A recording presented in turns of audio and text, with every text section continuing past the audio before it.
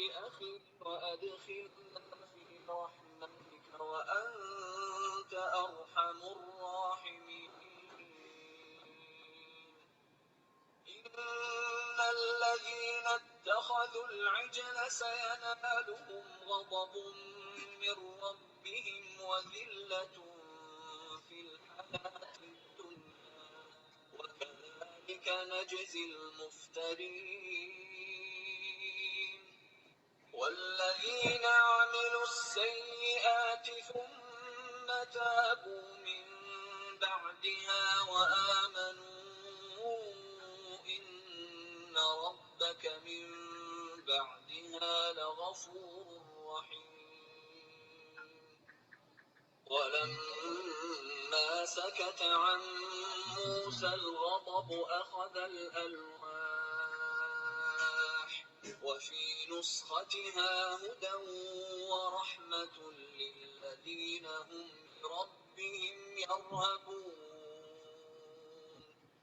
واختار موسى قومه 70 رجلا لميقاتنا فلما أخذتهم الرجفة قال رب لو شئت أهلكتهم من قبل وإياي أتهلكنا بما فعل السفهاء منا إن هي إلا فتنتك تضل بها من تشاء وتهدي من تشاء أنت ولينا فاغفر لنا وارحمنا وأنت خير الغافرين. واكتب لنا في هذه الدنيا حسنة وفي الآخرة إنا هدنا إليك قال عذابي أصيب به من أشاء ورحمتي وسعت كل شيء فسأكتبها للذين يتقون ويؤتون الزكاة والذين هم بآياتنا يؤمنون. الذين يتبعون الرسول النبي الأمي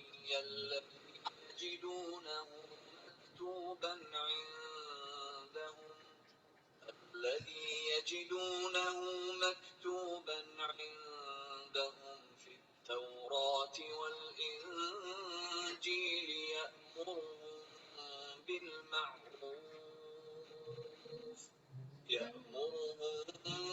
بالمعروف وينهاهم عن المنكر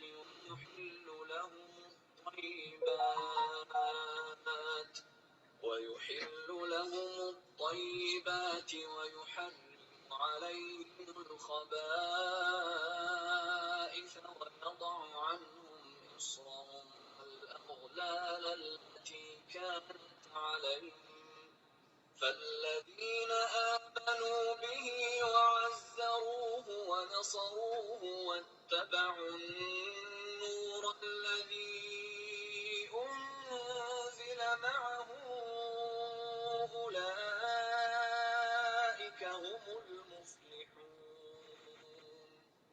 قل يا أيها الناس إني رسول الله إليكم جميعا الذي له ملك السماوات والأرض لا إله إلا هو يحيي ويميت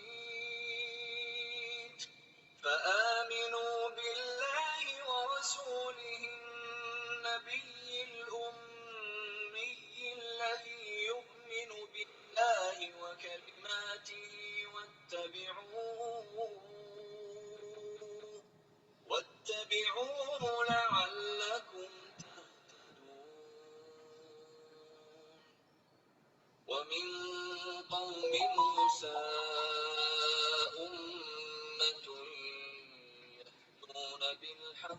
وبه يعدلون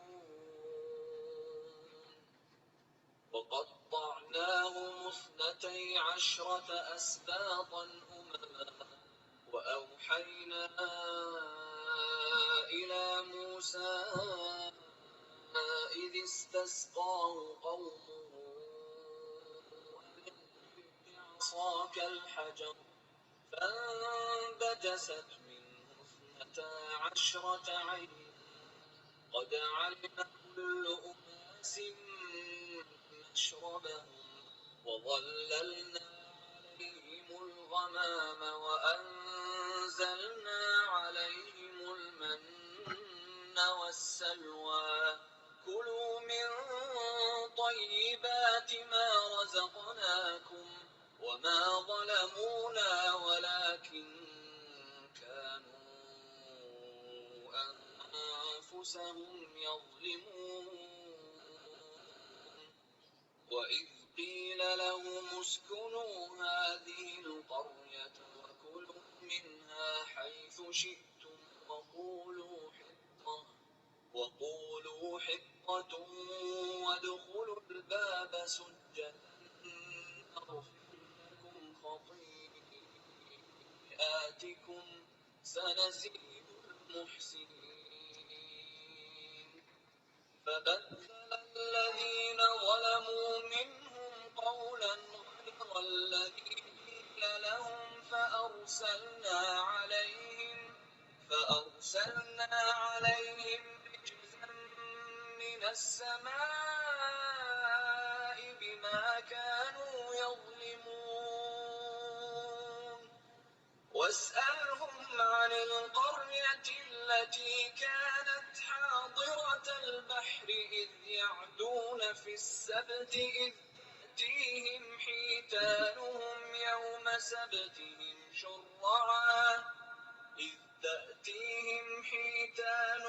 يوم سبتهم شرعا ويوم لا يسبتون لا تأتيهم كذلك نبلوهم بما كانوا يفسقون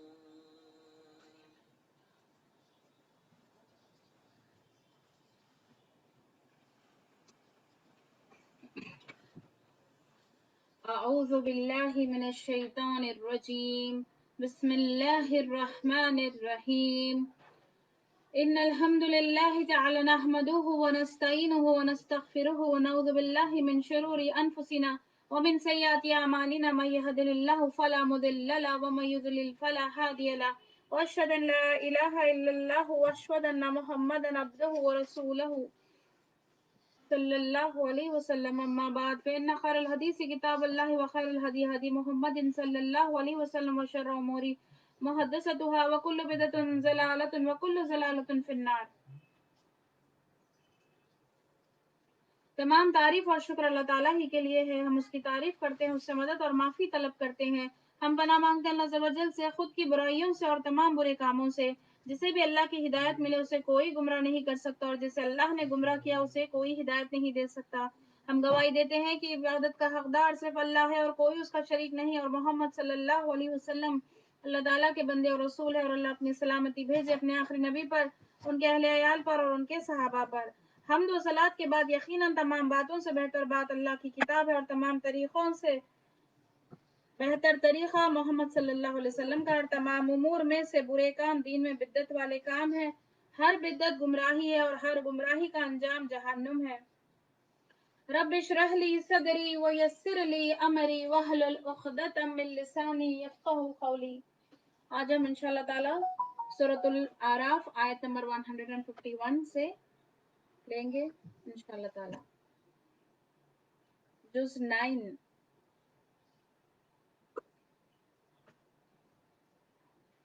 9 ہے یہ سسٹرز یہاں پر.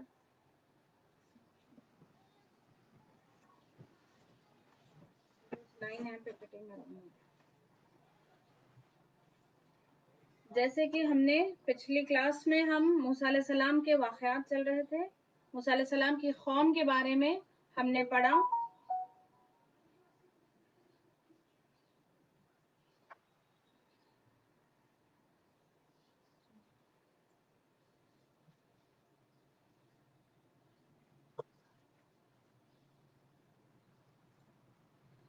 جیسے کہ موسیٰ علیہ السلام کا واقعہ چل رہا تھا.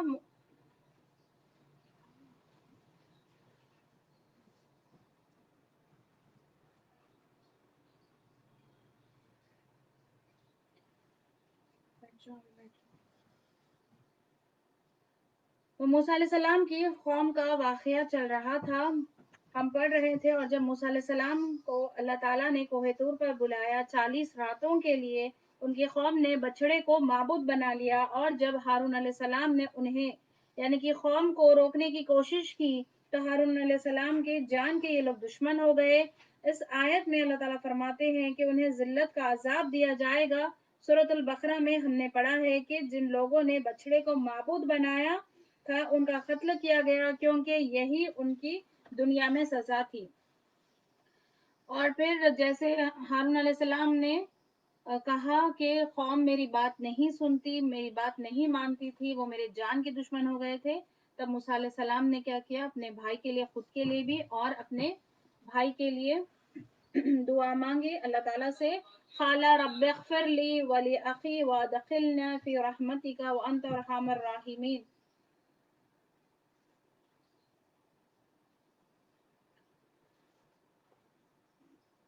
نے کہا یعنی کہ موسیٰ علیہ السلام نے کہا، اے میرے رب مجھے بخش دے اور میرے بھائی کو بھی، اور ہمیں داخل کر اپنی رحمت میں، اور تو سب سے زیادہ رحم کرنے والا ہے. آیت نمبر 152. ان الذین اتخذوا، بے شک وہ لوگ جنہوں نے بنا لیا، العجل بچڑے کو، سینالہم ان قریب انہیں پہنچے گا، غضب من ربہم ان کے رب کی طرف سے، وذلت اور ذلت فی الحیات الدنیا دنیا کی زندگی میں، وَكَذَلِكَ نَجْزِي الْمُخْتَرِينَ اور اسی طرح ہم سزا دیتے ہیں بہتان باندھنے والوں کو. تو جیسے کہ ہم جانتے ہیں کہ کس کا کنٹینیوشن چل رہا ہے یہاں پر. اللہ تعالیٰ نے کہا، اللہ تعالیٰ فرماتے ہیں کہ انہیں سزا ملے گی، دنیا میں ان کو سزا ملے گی. اتنی سخت سزا انہیں دی گئی تھی کیونکہ نبی کے ہوتے ہوئے، نبی کی موجودگی میں، تمام تعلیمات کے بعد انہوں نے کیا کیا؟ بچڑے کو معبود بنا لیا تھا، اسی لیے انہیں سخت سزا دی گئی. یہاں کہا جا رہا ہے جو جھوٹ گڑتے ہیں اللہ کا عذاب اسی طرح ہوتا ہے، دنیا میں رسوا کرتے ہیں اور آخرت کا انجام برا ہوگا. کچھ مفسرین کہتے ہیں کہ بنی اسرائیل کو دنیا میں سزا مل گئی، اب آخرت میں سزا نہ ہوگی. سفیان ابن عیینہ رحم اللہ کہتے ہیں کہ اسی طرح ہر صاحب بدعت ذلیل ہوگا، جو بدعت نکالتا ہے اس کے یہی سزا ملے گی. مخالفت رسول اور بدعت کا بوجھ اس کے دل سے نکل کر اس کے کاندھوں پر آ پڑتا ہے. تو یہاں پر دیکھیے میری بہنوں کس طریقے سے انہیں بنی اسرائیل کو سزا دی گئی ہے کہ جو بچڑے کو معبود بنائے تھے ان کا قتل کیا گیا. کن لوگوں سے؟ جنہوں نے نہیں بنایا تھا، انہوں نے ان لوگوں سے کہا گیا تھا کہ ان لوگوں کو قتل کرو جس نے شرک کیا، جس نے گناہ کیا. اب اس کی اتنی سخت سزا کیوں دی گئی؟ ابھی جیسے کہ میں نے بتایا کہ ان کے بیچ میں نبی موجود تھے، تمام معجزات وہ لوگ دیکھ رہے تھے، تب بھی یہ لوگ باز نہیں آئے. ابھی ابھی دیکھا تھا کہ سمندر کا پھٹنا دیکھا ان لوگوں نے، فرعون سے نجات ملی، سب کچھ دیکھنے کے باوجود انہوں نے کیا کیا؟ بچڑے کو معبود بنا لیا. پھر آیت نمبر 153 میں آتا ہے، والذین عملوا اور جن لوگوں نے عمل کیا، السیئات برے، ثم پھر تابوا توبہ کی، من بعدها اس کے بعد، وآمنوا اور ایمان لائے، ان بے شک ربک تمہارا رب، من بعدها اس کے بعد، لغفور الرحیم بخشنے والا مہربان ہے. برے کام کرنے کے بعد اگر انسان توبہ کر لے اور ایمان لائے تو اللہ تعالیٰ غفور الرحیم ہے. اگر کسی سے گناہ ہو جائے وہ توبہ کر لے، توبہ کی شرط ہے پاسٹ میں ہم کو جو گناہ کیے ہیں اس پر شرمندہ ہونا ہے، پریزنٹ میں اس گناہ کو چھوڑ دینا ہے اور فیوچر میں اسے ریپیٹ نہیں کرنا ہے، تب توبہ قبول ہوگی. صرف توبہ توبہ کہہ کر اپنے گال پر دو ایسے مارنا، توبہ توبہ کہہ رہے ہیں پھر وہی گناہ کر رہے ہیں، تو ایسے توبہ قبول نہیں ہوگی. توبہ کی شرط ہے، اس شرط کو اگر فالو کریں گے، اور ہمیشہ شرمندہ رہنا، یہ نہیں کہ ایک دفعہ ہو گیا ہے گناہ اس کے بعد میں نے توبہ کر لی تو آپ کو 100% یہ نہیں ہو گیا کہ آپ کو معافی مل گئی. نہیں، آپ کو توبہ کرتے رہنا ہے، شرمندہ ہوتے جانا ہے پچھلے جو گناہ ہو گیا ہے.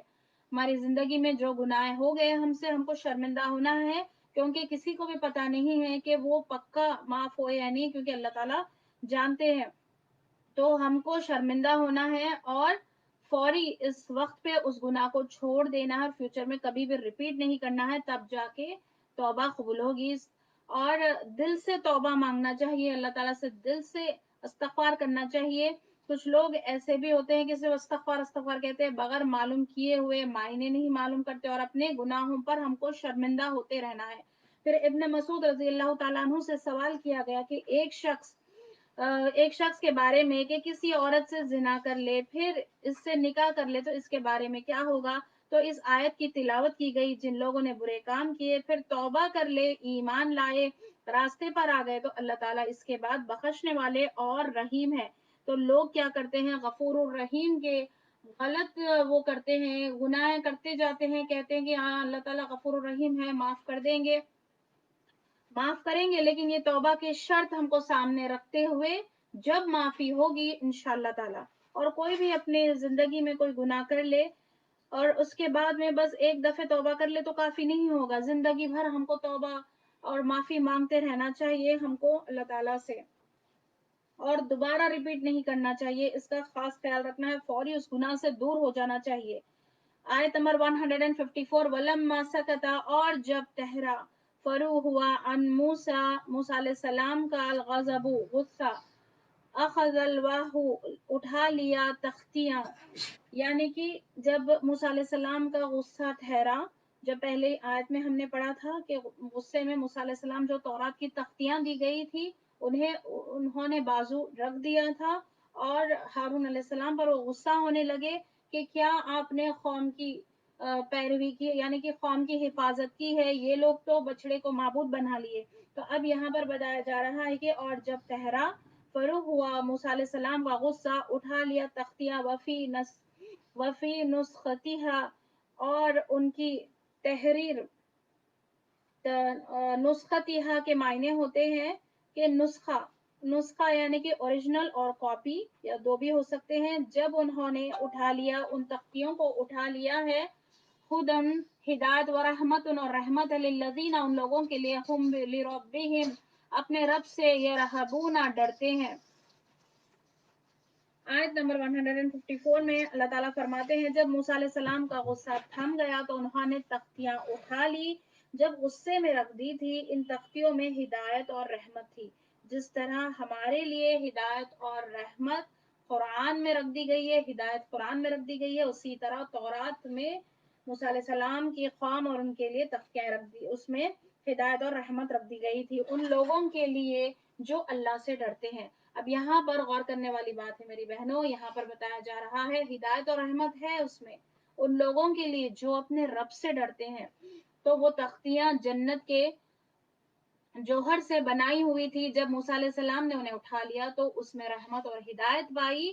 اخذ الواح سے متعلق قتادہ رحم اللہ نے کہا کہ موسیٰ علیہ السلام نے کہا کہ یا رب، میں الواح تختیوں میں لکھا ہوا پاتا ہوں کہ ایک بہترین امت ہوگی، یعنی کہ جب وہ تختیاں اٹھا لی، جب تختیوں میں جو تمام احکامات تھے انہوں نے پڑھے، پھر موسیٰ علیہ السلام نے کہا کہ یا رب، الواح یعنی کہ تختیاں، تورات کی جو تختیاں ہیں میں لکھا ہوا پاتا ہوں کہ ایک بہترین امت ہوگی جو اچھی باتوں کو سکھائے گی اور بری باتوں سے روکتے رہے گی، اے پروردگار وہ میری امت ہو۔ غور کیجئے میری بہنوں، یہ بہت ہی انسپریشن حدیث ہے، یہ اس کو غور سے سنیے آپ لوگ۔ تو موسیٰ علیہ السلام نے کہا کہ اے رب، میں الواح تختیوں میں لکھا ہوا پاتا ہوں کہ ایک بہترین امت ہوگی جو اچھی باتوں کو سکھائے گی اور بری باتوں سے روکتے رہے گی، اے پروردگار وہ میری امت ہو۔ اللہ تعالیٰ نے فرمایا موسیٰ علیہ السلام سے وہ تو احمد یعنی کہ محمد صلی اللہ علیہ وسلم کی ہوگی۔ پھر کہا کہ اے میرے رب، ان الواح سے ایک ایسی امت کا پتہ چلتا ہے جو سب سے آخر میں پیدا ہوگی لیکن جنت میں سب سے پہلے داخل ہوگی، اے باری تعالیٰ وہ میری امت ہو۔ اللہ تعالیٰ نے فرمایا وہ تو احمد یعنی کہ محمد صلی اللہ علیہ وسلم کی امت ہے۔ پھر کہا کہ اے میرے رب، اس امت کا قرآن ان کے سینوں میں ہوگا، دل میں دیکھ کے پڑھتے ہوں گے، حالانکہ ان سے پہلے کہ سب لوگ اپنے قرآن پر نظر ڈال کے قرآن پڑھتے ہیں، یعنی کہ جو بھی آپ کو تورات کی تختیاں وغیرہ جو آپ کو ملتی، جو شریعت، جو احکامات ملتے، تو وہ لوگ دیکھ کر پڑھتے.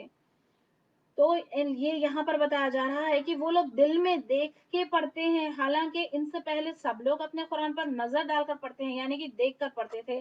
قرآن پڑھتے ہیں، دل سے نہیں پڑھتے تھے. حتیٰ کہ ان کا قرآن ہٹا لیا جائے تو پھر ان کو کچھ بھی یاد نہیں ہوگا، یعنی کہ پچھلی قوموں کو کچھ بھی یاد نہیں ہوگا اگر ان سے قرآن ہٹا لیا جائے، اور نہ وہ کچھ پہچان سکتے ہیں. اللہ تعالیٰ نے انہیں حفظ کی ایسی قوت دی ہے کہ کسی امت کو نہیں دی گئی ہے. تو میری بہنوں، یہاں پر حفظ کا پتہ چلتا ہے کہ اللہ تعالیٰ نے یہ امت میں یہ بہت بڑا یہ شرف دیا ہم کو، قرآن کو آسان کیا ہے، حفظ کرنا آسان کیا ہے.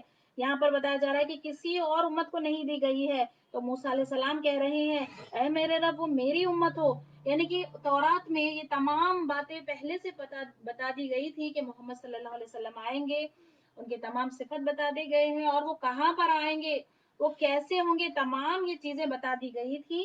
اب یہاں پر یہ بھی ڈیٹیلز دیکھیے بتائے جا رہے ہیں کہ انہیں حفظ کی قوت دی جائے گی. یا میرے پروردگار، اے میرے اللہ یہ میری امت ہو. کہا کہ اے موسیٰ وہ تو احمد یعنی کہ محمد صلی اللہ علیہ وسلم کی امت ہوگی. پھر کہا کہ اے میرے رب تیری کتاب پر ایمان لائیں گے وہ گمراہوں اور کافروں سے قتال کریں گے، حتیٰ کہ کان دجال سے بھی لڑیں گے.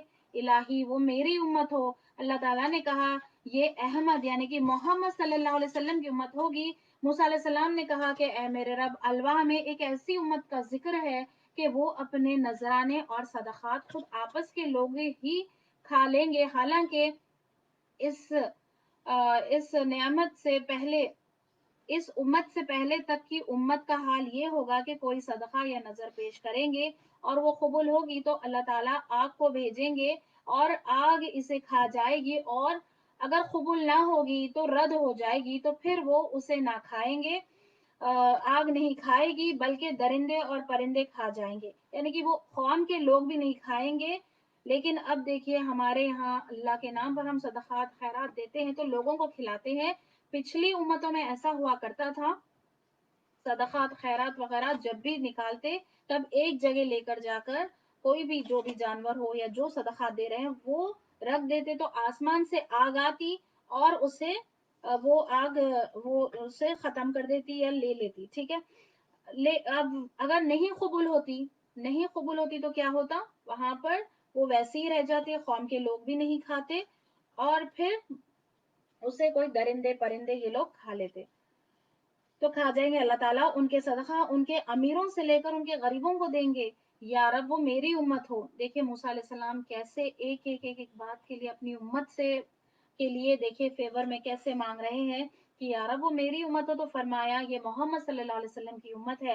پھر موسیٰ علیہ السلام نے کہا کہ اے میرے رب میں الوا میں پاتا ہوں کہ اگر وہ کوئی نیکی کا ارادہ کریں گے لیکن عمل میں نہ لائیں گے تو پھر بھی ایک ثواب کے حقدار ہو جائیں گے، اور اگر عمل میں لائیں گے تو 10 حصے ثواب ملے گا بلکہ 700 حصے تک دیں گے. اے رب العالمین وہ میری امت ہو.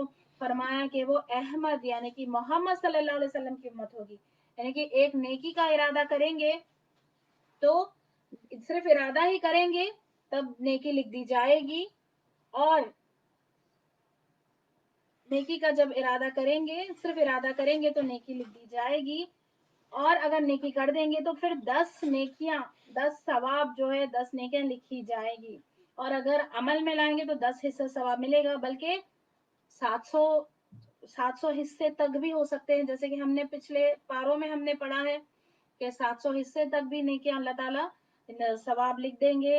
اے رب العالمین وہ میری امت ہو. فرمایا کہ وہ احمد یعنی کہ محمد صلی اللہ علیہ وسلم کی امت ہوگی. پھر موسیٰ علیہ السلام نے کہا کہ الواح میں ہے کہ وہ دوسروں کی شفاعت کریں گے اور ان کی شفاعت بھی دوسروں کی طرف سے ہوگی.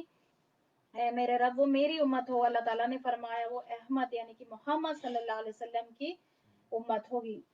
قتادہ رحم اللہ کہتے ہیں کہ موسیٰ علیہ السلام نے الواح رکھ دی اور کہا کہ اے میرے رب مجھے احمد یعنی کہ محمد صلی اللہ علیہ وسلم کی امت میں سے بنا دیجیے. سبحان اللہ. یہاں پر غور کرنے والی بات ہے میری بہنوں. دیکھیے موسیٰ علیہ السلام کا اتنا ذکر ہے قرآن میں، اتنا میکسیمم سب سے زیادہ نبیوں میں موسیٰ علیہ السلام کا ذکر ہے.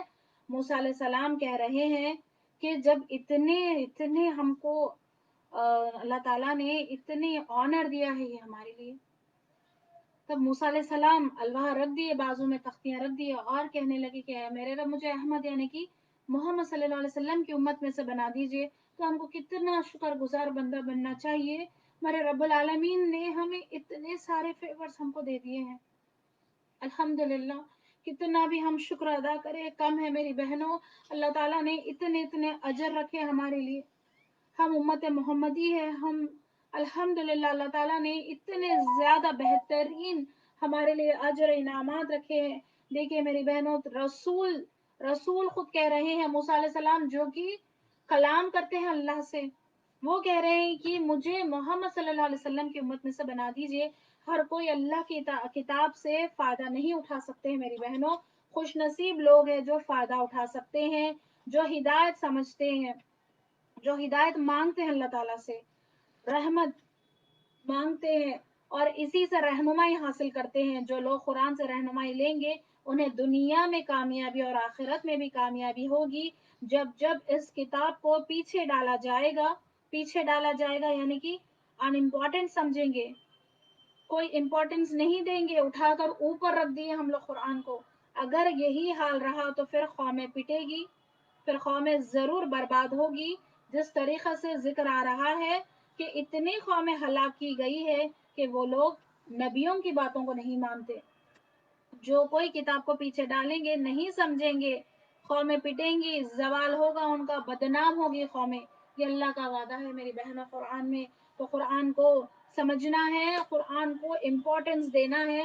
جیسے ہم دنیا کی کتابوں کو ہم امپورٹنس دیتے ہیں، اس سے کہیں زیادہ ہم کو امپورٹنس دینا ہے قرآن کو، کیونکہ یہی قرآن دنیا اور آخرت میں ہم کو ساتھ دے گے.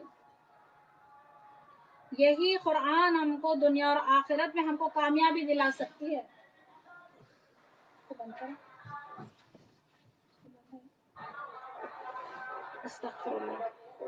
آیت نمبر 155. وَاخْتَارَ مُوسَىٰ، اور چن لیا موسیٰ علیہ السلام نے، قومہ اپنی قوم کو، 70 رجولاً 70 مرد، لمیقاتنا ہمارے وعدے کے وقت کے لیے. فلما پھر جب اخذتہم الرجفۃ پھر جب انہیں پکڑ لیا زلزلے نے، قالا کہا موسیٰ علیہ السلام نے، ربی اے میرے رب، لو شئت اگر تو چاہتا، اہلکتہم انہیں ہلاک کر دیتا، من قبل اس سے پہلے، وإیائی اور مجھے بھی، اتہلکونا کیا تم ہلاک کرتے ہو، کیا تو ہلاک کرے گا، بما اس پر، فعل السفہاء اس پر جو کیا بے وقوفوں نے، منا ہم میں سے، ان ہی یہ نہیں، الا مگر فتنتک کا تیری آزمائش ہے، تو ذلو تو گمراہ کرے، بیہا اس سے، من تشاء جس سے تو چاہے گا، وتہدی اور تو ہدایت دیتا ہے، من تشاء جسے تو چاہتا ہے، انتا ولینا تو ہمارا کارساز ہے، فغفر لنا ورحمنا بخش دے ہمیں اور تو رحم فرما ہم پر، وانت خیر الغافرین اور تو بہترین بخشنے والا ہے. تو موسیٰ علیہ السلام نے بنی اسرائیل کے 70 اچھے آدمیوں کو چنا اور کہا چلو اللہ تعالیٰ کی طرف اور اپنی باقیہ قوم کی طرف سے معذرت چاہو، توبہ کرو، روزہ رکھو، جسم اور کپڑوں کو صاف کر لو. پھر انہیں طور سینا پر لے چلے اور یہ سب اللہ تعالیٰ کی اجازت اور علم سے تھا. اب یہ سبھی 70 افراد جو آپ کے ساتھ گئے، انہوں نے کہا کہ ہمیں کیسے پتا چلے گا کہ اللہ تعالیٰ ہی سے آپ کلام کرتے ہیں. دیکھیے اس قوم کی سرکشی دیکھیے، بنی اسرائیل کی سرکشی دیکھیے.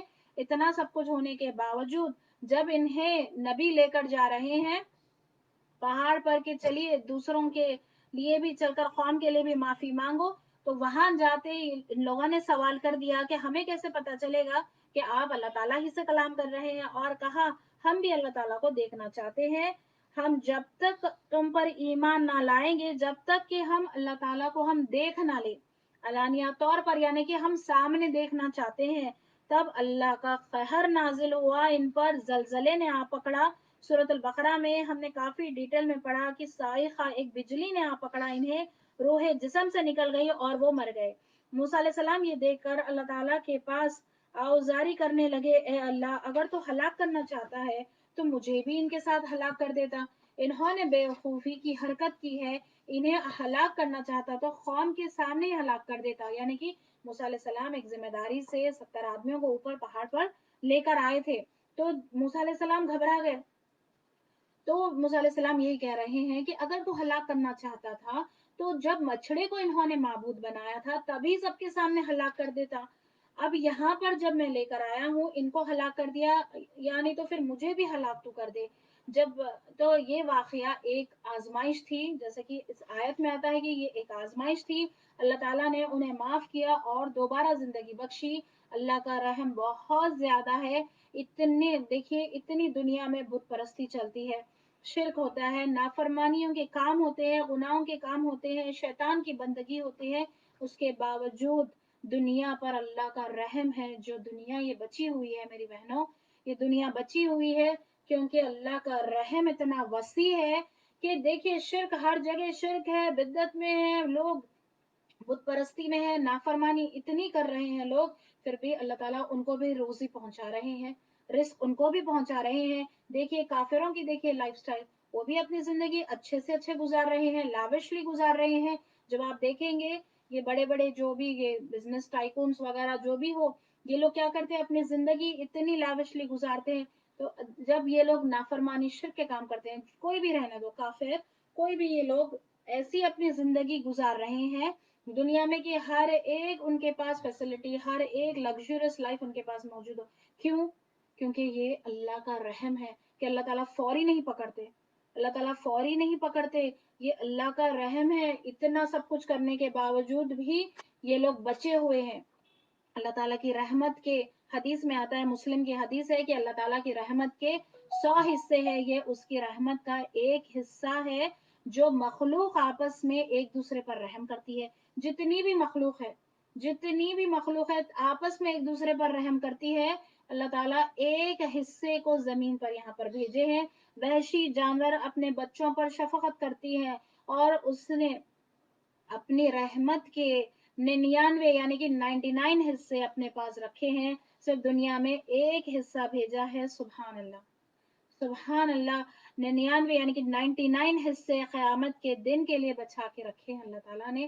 سبحان اللہ. اس رب کی ہم کیسے عبادت کریں, اس رب کے سامنے ہم بالکل جھک جائے, سجدے میں ہم گر جائے کہ اس رب کی رحمت کا دیکھیے اندازہ. دیکھیے یہاں پر اس حدیث سے ہم کو پتہ چلتا ہے کہ اللہ تعالیٰ کتنے شفقت کرنے والے, رحم کرنے والے ہیں.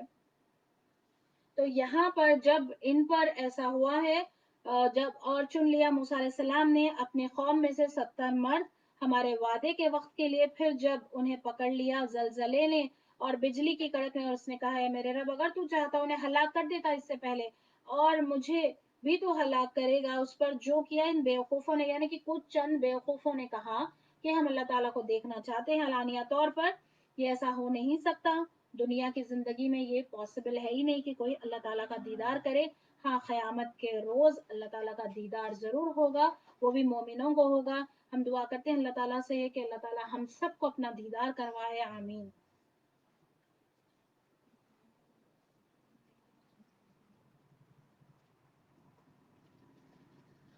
تو یہاں پر آگے بتایا جا رہا ہے کہ کچھ بیوقوفوں نے یہ کام کیا ہے, مگر یہ تیری آزمائش ہی ہے, تو گمراہ کرے جسے تو چاہے اور تو جو چاہے ہدایت دے جسے تو چاہتا ہے.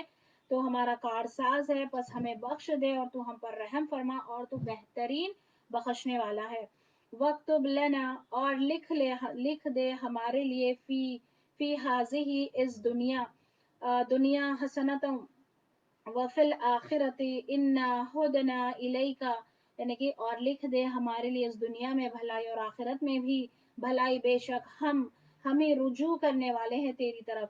قال عذابی, اللہ تعالیٰ فرماتے ہیں عذابی اپنا عذاب, اذیبو میں پہنچاتا ہوں, بھی اس کو, من اشاء میں چاہوں, ورحمتی اور میری رحمت, وسیعت وسیع ہے, کل شیء ہر چیز پر چھائی ہوئی ہے.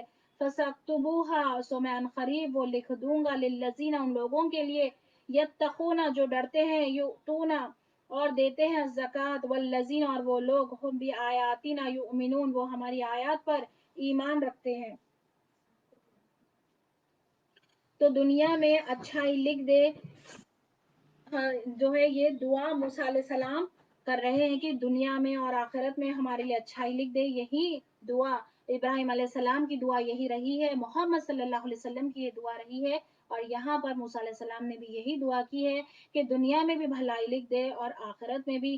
کچھ لوگ سوچتے ہیں کہ دینی ہونا دنیا کو چھوڑ دینا ہے, ایسا ہرگز بھی نہیں ہے میری بہنوں.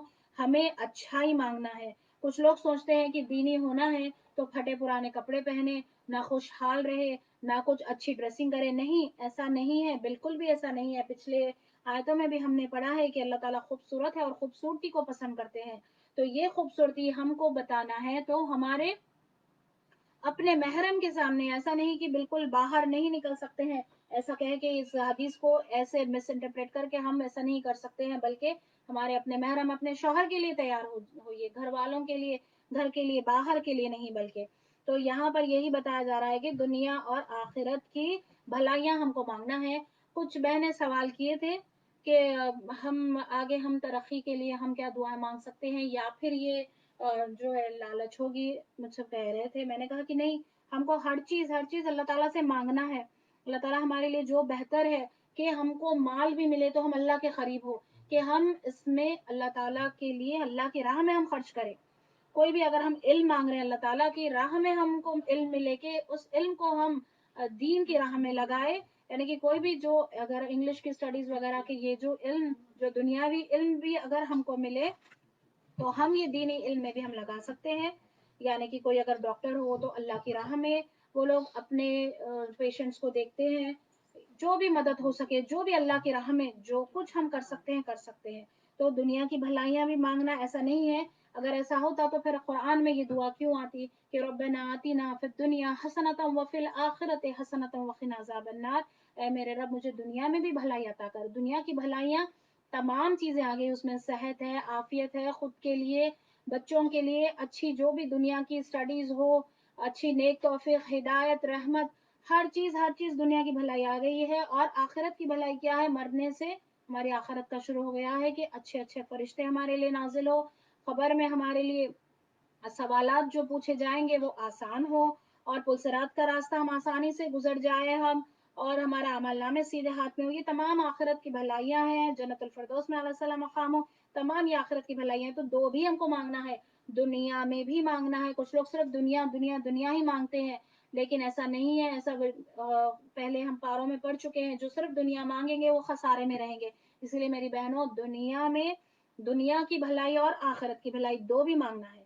تو اب جب موسیٰ علیہ السلام نے دعا کی کہ دنیا اور آخرت کی بھلائی دیجیے, بخشش اور رحم انہوں نے مانگا, اللہ تعالیٰ فرماتے ہیں کہ جسے چاہوں عذاب پہنچاؤں اور میری رحمت چھائی ہوئی ہے. یعنی کہ وسیع اللہ کی رحمت. جو لوگ پرہیزگاری کرتے ہیں, زکوٰۃ دیتے ہیں اور ہماری آیت پر ایمان لاتے ہیں, ان کے لیے رحمت لکھیں گے. اللہ کی رحمت عام ہے, سب کے لیے ہے, مشرک ہے, کافر ہے, مسلمان ہے, سب کے لیے اللہ کی رحمت عام ہے. لیکن آخرت میں خاص ان لوگوں کے لیے اللہ تعالیٰ کی رحمت ہوگی جو تقوی اختیار کریں گے. جس کے اندر تقوی ہوگا وہ رحمت کا مستحق ہوگا. جو دنیا میں اللہ کے مطابق, اللہ نے جو شریعت نازل کی ہے اس کے مطابق زندگی گزاریں گے, ان کے اوپر رحمت نازل ہوگی. تقوی جس کا جتنا ہوگا. تقوی کیا ہے میری بہنوں, تقوی کیا ہے؟ آپ لوگ میسج کریے,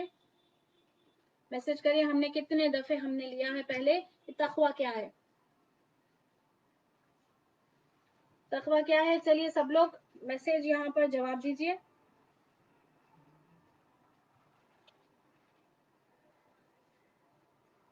ہاں میسج کریے, آپ لوگ سب لوگ میسج کریے.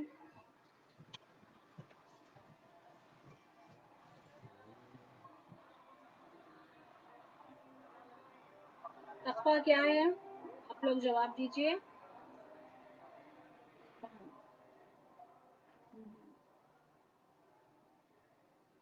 کہاں پر ہے تفسیر کے اسٹوڈنٹس, کہاں پر ہے, کتنے دفعے ہم نے لیا ہے کہ تقوی کیا ہے, آپ لوگ جواب دیجیے.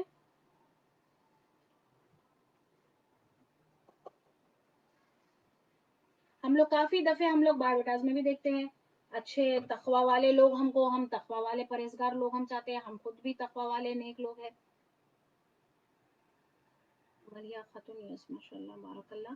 اور کہاں پر ہے اپنے تفسیر کے اسٹوڈنٹ, سلمہ ناز کہاں پر ہے, ندرت نازنین,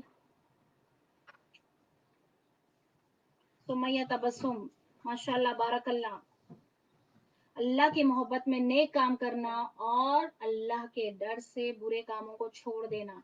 हर वक्त तकवा इख्तियार करना है। ये नहीं कि कुछ मामलों में हमने तकवा इख्तियार कर लिया, कुछ मामलों में हमने छोड़ दिया, नहीं, हर मामले में, क्योंकि हर वक्त अल्लाह ताला हमको देख रहे हैं। हर वक्त मोमिन क्या होता है, हर वक्त आखिरत ओरिएंटेड रहता है, हर वक्त वो तकवा इख्तियार करता है हर मामले में, दुनिया के मामले में, आखिरत के मामले में किसी के साथ नाइंसाफी ना हो, किसी के साथ एहसान का रवैया रख दे, उसको उसके हक से ज्यादा दे दे। तो अल्लाह की मोहब्बत में नेक काम करना है। तकवा के मायने ये होते हैं, आप लोग याद रख लीजिए, तकवा के मायने हैं कि अल्लाह की मोहब्बत में नेक काम करना। जब अल्लाह की मोहब्बत दिल में आ जाएगी तो नेक काम करने लगेंगे, जब कोई मुश्किल नहीं लगेगी। क्योंकि जब हम मोहब्बत करते हैं किसी से, हम मोहब्बत करते हैं तो हम चाहते हैं कि हम कुछ भी कर ले। जब हमारे दिल में किसी के लिए मोहब्बत हो तो हम क्या करते हैं, हमको कुछ भी, दुनिया की मोहब्बत पाने के लिए लोग क्या क्या नहीं करते हैं। ये तो अल्लाह की मोहब्बत है, अल्लाह की मोहब्बत और अल्लाह ही की मोहब्बत सच्ची मोहब्बत है। बाकी तमाम रिश्ते नाते जो है ये यहीं तक है, झूठी मोहब्बत है तमाम, ये यहीं तक हो जाएगी बस। कोई खबर में साथ में नहीं उतरेगा, चाहे औलाद कितना भी चाह ले, चाहे बीवी अपने शौहर को कितना चाह ले, या बच्चे अपने माँ बाप को कितना चाह ले, या कोई भी हो, खबर में जब जाएंगे तो अकेले जाना होगा, सबको अकेले जाना होगा। वहां पर कौन साथ देंगे, अल्लाह के सिवा हमारी मदद के लिए कोई नहीं आएंगे, कोई पीर मुर्शद वली कोई नहीं, किसी का पल्लो पकड़कर हम नहीं जा सकते, किसी का कुछ भी कोई काम नहीं आएंगे खबर में। सिर्फ और सिर्फ अल्लाह की मोहब्बत सच्ची है और अल्लाह ही मददगार है। अगर ये बात अगर हम समझ गए तो फिर हम दुनिया में हम कामयाबी पा जाएंगे और आखिरत में भी, कि सिर्फ और सिर्फ अल्लाह ही मददगार है। तो यहाँ पर मूसा अलैहिस्सलाम ने दुआ की कि दुनिया और आखिरत की भलाई और बख्शिश और रहमान, अल्लाह ताला फरमाते हैं जिसे चाहे मैं अजाब पहुंचाऊंगा और मेरी रहमत छाई हुई है। और जो आयत पर ईमान लाते हैं, आयत पर ईमान लाते हैं यानी कि कुरान के तमाम अहकामात पर ईमान लेकर आते हैं, तमाम हक पर जो ईमान लेकर आते हैं, तमाम बातों पर, ये नहीं कि मुझे सूटेबल जो हुआ मैं वो मानूंगी, जो मुझे सूटेबल नहीं हुआ वो मैं छोड़ दूंगी, ऐसा हम बिल्कुल भी नहीं कर सकते हैं। बल्कि तमाम अहकामात हमको मानना है, उनके लिए अल्लाह की रहमत होगी। और दुनिया में तो सब अच्छे से रह रहे हैं, काफिर को भी अल्लाह ताला रिस्क, सेहत, काफिर को भी अच्छे से अच्छी तरक्की हो रही है, काफिर भी अच्छे से अच्छे वो लोग अपनी लाइफस्टाइल जी रहे हैं। लेकिन आखिरत में ये रहमत सिर्फ और सिर्फ मोमिनों के लिए होंगी। तो हर वक्त हमको चलते फिरते उठते बैठते हर वक्त तकवा इख्तियार करे। फिर ज़कात जो देते हैं, ज़कात देना लाजमी है ये तो, क्योंकि जो अल्लाह का जो हक अदा नहीं करते, जो वो बंदों का हक क्या अदा करेंगे। तो ज़कात देना लाजमी है। उसके अलावा पर सदक़ात देना है अल्लाह की राह में, चैरिटी यानी कि अल्लाह की राह में जो दे सकते हैं। और अल्लाह ताला को कंटिन्यूस सदक़ात बहुत पसंद है, डेली कुछ ना कुछ दे, डेली, चाहे भले ही 5 या 10 रुपीज, जितना भी आपके पास मौजूद हो, डेली दे, क्योंकि डेली का नफीली जो सदक़ात है अल्लाह ताला को बहुत पसंद है। अल्लाह की राह में देना है, किसी और को दिखाने के लिए नहीं कि मैं रोज सदक़ात खैरात करती हूँ, रोज मैं किसी को खाना, एक प्लेट खाना किसी को खिलाती हूँ, नहीं, दिखाने के लिए नहीं, दिखावे के लिए नहीं, इखलास के साथ सिर्फ और सिर्फ मुझे अल्लाह को राजी करना है, सिर्फ अल्लाह की खातिर मैं ये काम कर रही हूँ। तो फिर अब उस वक्त और अल्लाह के आयत पर ईमान रखते हैं, उस वक्त के लिए तौरात में जो अहकामात है उस पर ईमान लाना, तो यही लोगों पर इनामात और रहमत होगी। और हमारे लिए क्या है, कुरान पर हमको ईमान लेकर आना है और कुरान के तमाम अहकामात को हमको मानना है। और मजीद आगे बताया जा रहा है कि और किन किन पर रहमत होगी। आयत नंबर 157 में, अल्लज़ीना यत्तबिऊना, वो लोग जो पैरवी करते हैं, रसूल नबी उम्मी, रसूल नबी उम्मी पर। अब यहाँ पर किन किन पर रहमत होगी, जो लोग जो लोग पैरवी करते हैं मोहम्मद सल्लल्लाहु अलैहि वसल्लम की। यहाँ पर उम्मी का लफ्ज आया है, मेरी बहनों आप लोग अंडरलाइन कर लीजिए। यहाँ पर यानी कि अलिफ मीम, मीम से के असल, इसका रूट वर्ड है अलिफ मीम, मीम है, ठीक है। असल माँ को कहा जाता है जिसने दुनिया के उलूम ना सीखा हो, किसी उस्ताद से ना सीखा हो, किसी और से इल्म हासिल ना किया हो, उसे उम्मी कहते हैं। उसको उतना ही इल्म आता है जो माँ के पेट से लेकर पैदा हुए थे। रसूल सल्लल्लाहु अलैहि वसल्लम किसी उस्ताद के पास नहीं पढ़े, لیکن آپ کی بات، وہ کوالٹیز دیے گئے آپ کو جو حکمت اور دانائی سے بھرے ہوئے تھے، یعنی کہ اتنے آپ کو اللہ تعالیٰ نے حدیث کے جو الفاظ بتائے جاتے ہیں، حدیث اٹھا کر دیکھ لیجئے کہ اتنے بہترین الفاظ میں، اتنے بہترین الفاظ میں رسول صلی اللہ علیہ وسلم نے حدیث بیان کی ہے. اگر ہم پڑھیں گے تو ہم کو پتہ ضرور چلے گا کہ اتنے جیسے کہ خوبصورت موتی پرا کر رکھ دیے گئے ہیں، اتنے بہترین الفاظ، اتنے بہترین الفاظ. تو آپ کا انداز بیان قرآن کا معجزہ ہونے کی یہی دلیل ہے کہ آپ امی تھے، کفار مکہ جانتے تھے کہ آپ پڑھنا لکھنا نہیں جانتے تھے، پھر اتنا بہترین کلام کیسے پیش کر دیے جو کہ ان لوگوں کے دلوں کو، ان کے ذہنوں کو، وہ لوگ ان کے ہوش آواز کھو بیٹھے کہ ایسا کیسا یہ بہترین بہترین کلام لے کر آ گئے ہیں. حالانکہ یہاں پر مینشن کیا جا رہا ہے کہ نبی امی محمد صلی اللہ علیہ وسلم کو لکھنا پڑھنا نہیں آتا تھا، تب یہاں پر لیکن بہترین کلام لے کر آپ آئے، تو یہی دلیل ہے کہ یہ اللہ تعالیٰ کی طرف سے یہ قرآن کے معجزہ ہونے کی یہ دلیل ہے کہ جو نہیں جانتے تھے تب آپ پر تمام قرآن نازل ہوئی، تو آپ پھر بہترین جو ہے جاننے لگے، بہترین علم والے ہونے لگے. جب قرآن جان گئے آپ تو پھر آپ بہترین جاننے لگے. تو یہاں پر یہی بتایا جا رہا ہے. کچھ لوگ کیا کرنے جاتے ہیں کہ یہ غلط ثابت کرنے جاتے ہیں کہ نبی امی نہیں تھے بلکہ پڑھے لکھے تھے، وہ کہیں پر جاتے اور سیکھتے اور دنیا کو یہ پیغام پہنچاتے، یعنی کہ 40 سال تک آپ پڑھ لکھ لیے اور اس کے بعد میں یہ ثابت کرنے جاتے ہیں. لیکن ایسا نہیں ہے، نبی امی دنیا کے علوم نہیں تھے، ماں کے پیٹ سے جیسا بچہ پیدا ہوتا ہے ویسے تھے، لیکن ایک بار آپ کو قرآن کا علم دے دیا گیا تو آپ سے بڑھ کے پھر عالم کوئی نہیں ہے. قرآن کا علم آپ کے پاس آ گیا.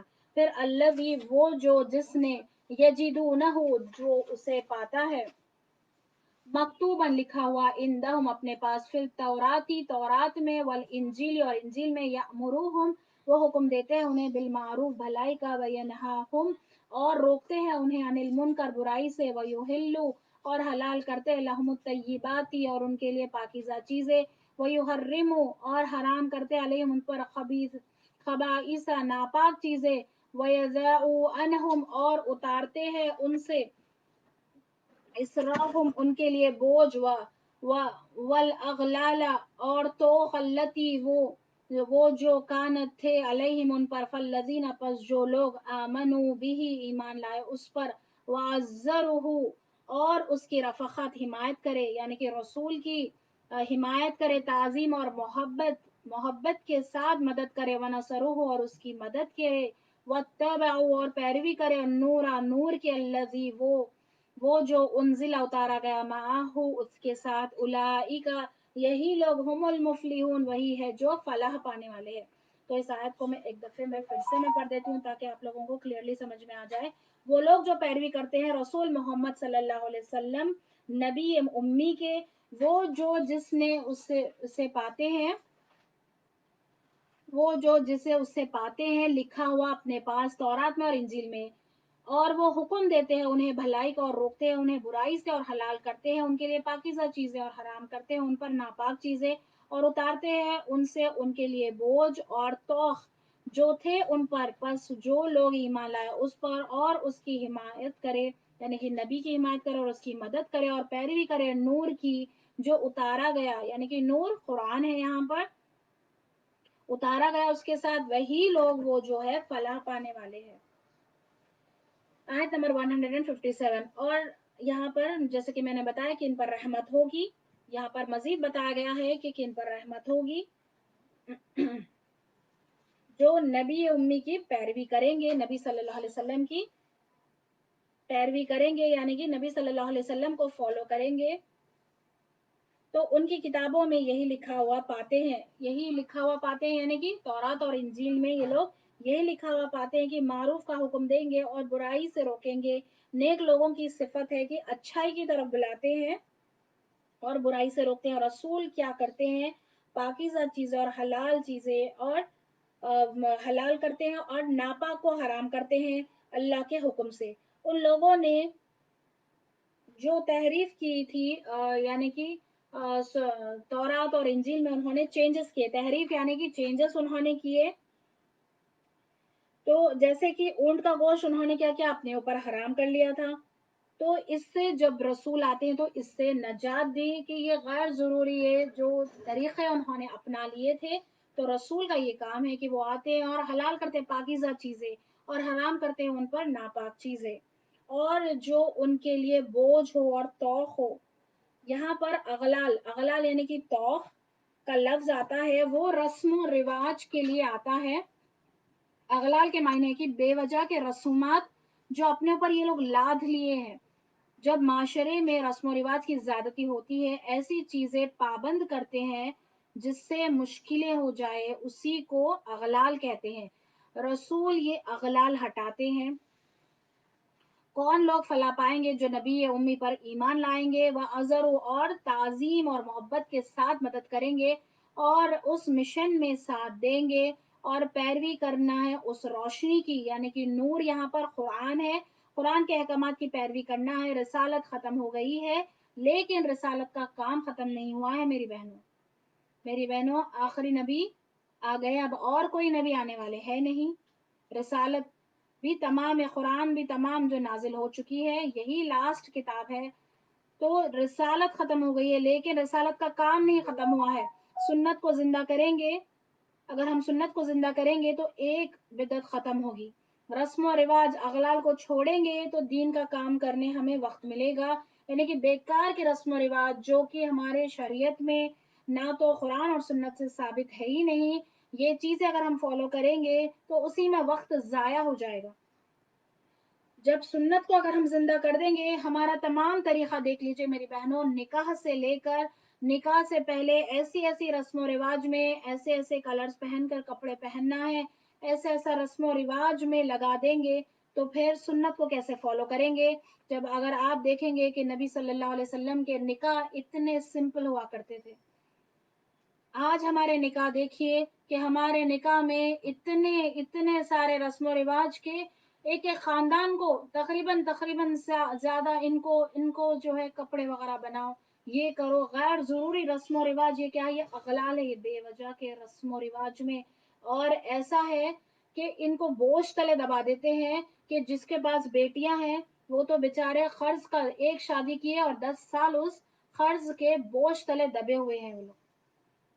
کیوں ہے یہ اغلال ہے، یہ بے وجہ کے رسم و رواج ہے، جو کہ ہمارے پاس ایسا کوئی رسم و رواج ایسا کچھ بھی نہیں ہے کہ یہ بے وجہ کے اتنی فضول خرچی کیے جائیں، اتنے اتنے بڑے بڑے جو کیا کہتے ہیں فنکشن ہالس وغیرہ لے کر بے وجہ میں اتنے خرچ کیے جا رہے ہیں۔ نبی صلی اللہ علیہ وسلم کی زندگی دیکھیے کس طریقے سے انہوں نے اپنی زندگی گزاری ہے، تمام صحابہ کرام کی زندگی دیکھیے کہ ایک جوڑے میں عائشہ رضی اللہ تعالیٰ عنہا کے بارے میں آتا ہے کہ وہ تو اپنے پاس ایک بھاری جوڑا تھا آپ کے پاس، آپ نے وہی نکاح میں پہن لیا، اور مدینے کی کئی عورتیں آتی اور ان سے وہ نکاح کا جوڑا مانگتے تاکہ وہ اپنے نکاح میں پہنے۔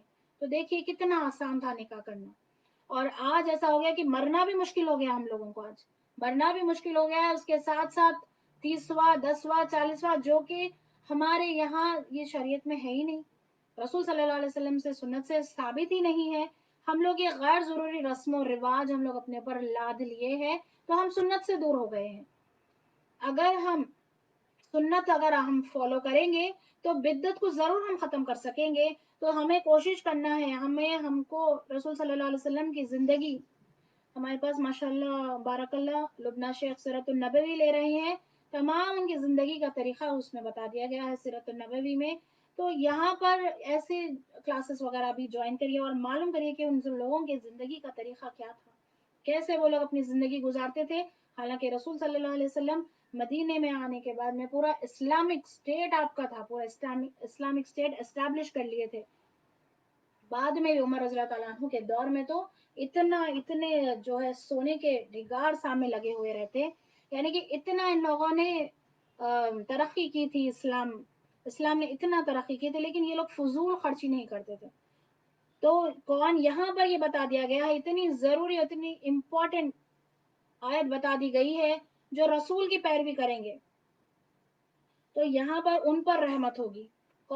کیسے جو ہے ابھی میں نے بتایا تھا، جو رسول کی پیروی کریں گے یعنی کہ تمام احکامات فالو کریں گے. یہ نہیں کہ مجھے یہ سوٹیبل ہے تو میں یہ کر لیتی ہوں اور جو مجھے سوٹ نہیں ہے وہ میں چھوڑ دیتی ہوں. ایسا بالکل نہیں کر سکتے ہیں. کون لوگ فلاح پائیں گے؟ جو یہ اغلال سے، جو رسول صلی اللہ علیہ وسلم نے نہیں بتایا، بے وجہ کے رسم و رواج میں جو نہیں پھنسیں گے، ان پر جو ہے پھر قرآن کے احکامات کی پیروی کرنا ہے، پھر رسالت آگے بڑھانا ہے. اس کو رسالت ختم ہو گئی ہے لیکن رسالت کا کام ختم نہیں ہوا ہے. یہ اب کس کی ذمہ داری ہے؟ یہ ہماری ذمہ داری ہے میری بہنوں. یہ ہماری ذمہ داری ہے کہ اس قرآن کو، پیغام کو ہمیں آگے پہنچانا ہے اور یہی لوگ فلاح پانے والے ہیں. قرآن کا کام کرنا کوئی معمولی بات نہیں ہے میری بہنوں. یہ اللہ تعالیٰ ایسے لوگوں کو چنتے ہیں اپنے آپ کو ایسے لوگوں میں شامل کرنے کے لیے. کچھ آپ سے جو ہو سکتا ہے وہ دین کا کام کیجیے. اگر آپ رائٹنگ میں اچھے ہیں تو کچھ لکھیے. اگر آپ بولنے میں اچھے ہیں تو اپنے گھر والوں سے اپنے تبلیغ کا کام شروع کیجیے. اپنے گھر والوں سے، اپنے پڑوسیوں سے نیکی کی طرف بلائیے. اگر کچھ نہ ہو سکے تو کم از کم ایسے کلاسز کی طرف لوگوں کو بلائیے کہ یہاں پر دیکھیے قرآن سمجھایا جاتا ہے. قرآن ہم کو تمام ایک 10 آیتیں لیتے ہیں، ہم زیادہ نہیں لیتے ہیں نا، 10 آیتیں سمجھائے جاتے ہیں. بلائیے لوگوں کو، نیکی کی طرف بلائیے. یہی ہمارا کام ہے کہ نیکی کی طرف لوگوں کو بلانا ہے. بھلے وہ لوگ مانے نہیں مانے، بولتے رہنا ہمارا کام ہے. بولتے رہنا اور اچھائی سے بولنا، اریٹیٹ نہیں کرنا. اچھائی سے، حکمت سے ان لوگوں کو بلانا ہے کہ دیکھیے قرآن میں ایسے ایسے ہے، ایسی ایسی باتیں ہم نے سنی، ایسی ایسی باتیں ہم پڑھ رہے ہیں، آپ بھی آ کر جوائن کیجیے. تو اس مشن میں ہم کو آگے بڑھنا ہے، سب کو ساتھ لے کر بڑھنا ہے.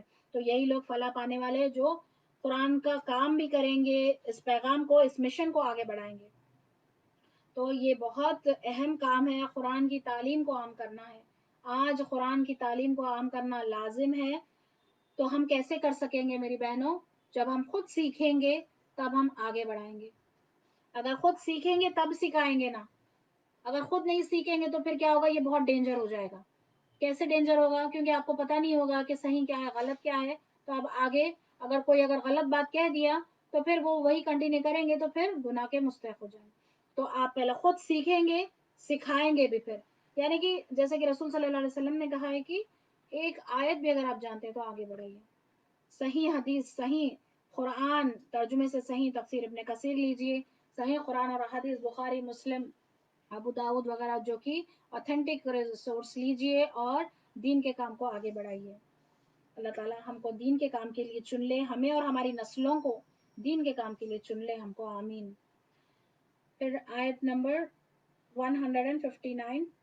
قل یا ایہا الناس، کہہ دیجئے اے لوگو، انی بے شک میں رسول اللہ، رسول ہوں اللہ کا، الیکم تمہاری طرف، جمیعاً الذی، سب کے سب کو، وہ جو لہو اس کے ملک و بادشاہت ہے، سماوات والارض، آسمان اور زمین کی، لا الہ الا ہوا، یحیی، نہیں کوئی معبود مگر وہ ہوا یحیی، وہ زندہ کرتا ہے، وہ یمیت، اور وہ موت دیتا ہے. فآمنوا، سو تم ایمان لاؤ، باللہ اللہ پر، ورسولی، اور اس کے رسولوں پر، اور اس کے رسول ورسولہ النبی الامی، اور اس کے رسول نبی امی پر، الذی، وہ جو، یؤمن، ایمان رکھتا ہے، باللہ اللہ پر، وکلماتہ، اور اس کے سب کلام، واتبعوہ، اور اس کی پیروی کرو، لعلکم، تاکہ تم تہتدون، تم ہدایت پا جاؤ.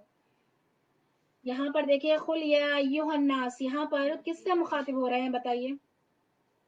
چلیے جلدی سے آپ لوگ آنسر کیجئے، یہاں پر جواب دیجئے. یہاں سے بھی جواب دیجئے، گلوبل سے بھی جواب دیجئے. یہاں پر جیسے کہ آیت نمبر 159 میں قل یا ایھا الناس، اے لوگو، یہاں پر کس سے مخاطب ہو رہے ہیں؟ کس سے مخاطب ہو رہے ہیں بتائیے؟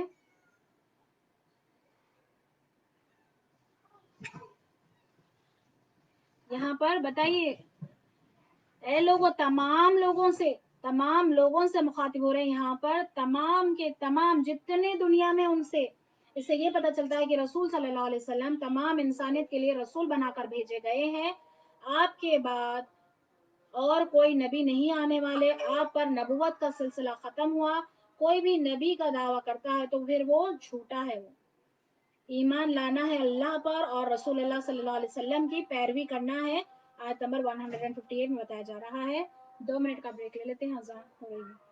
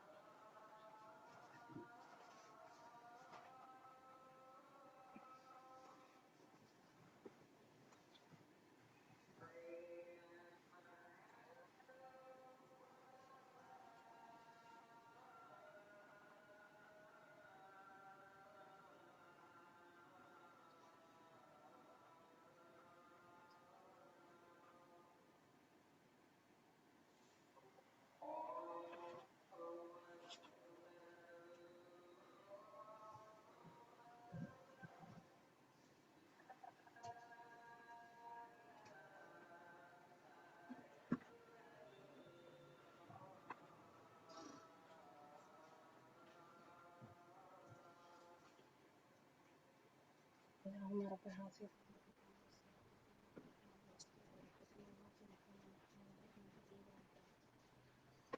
اعوذ باللہ من الشیطان الرجیم بسم اللہ الرحمن الرحیم قل یا ایھا الناس، یعنی کہ تمام لوگوں سے ہے. وہ سسٹرز نے جواب دیا ہے کہ ہم مومنوں سے. وہ آتا ہے وہ لفظ یا ایھا الذین آمنو، اے لوگوں جو ایمان لائے ہو. یہاں پر مخاطب ہو رہے ہیں تمام انسانیت سے، تمام لوگوں سے. اس سے یہ پتہ چلتا ہے کہ رسول اللہ صلی اللہ علیہ وسلم تمام انسانیت کے لیے رسول بنا کر بھیجے گئے ہیں. آپ کے بعد اور کوئی نبی نہیں آنے والے. آپ پر نبوت کا سلسلہ ختم ہوا. کوئی بھی نبی کا دعویٰ کرتے ہیں تو وہ پھر جھوٹا ہے. ایمان لانا ہے اللہ پر اور رسول صلی اللہ علیہ وسلم کی پیروی کرنا ہے. آیت نمبر 159. وَمِنْ قَوْمِ مُوسَىٰ، اور قوم موسیٰ میں سے امتیوں یہدونا، ایک گروہ ہدایت دیتا ہے، بالحق، حق کی، وبی، اور اس کے مطابق، یعدلون، انصاف کرتے ہیں.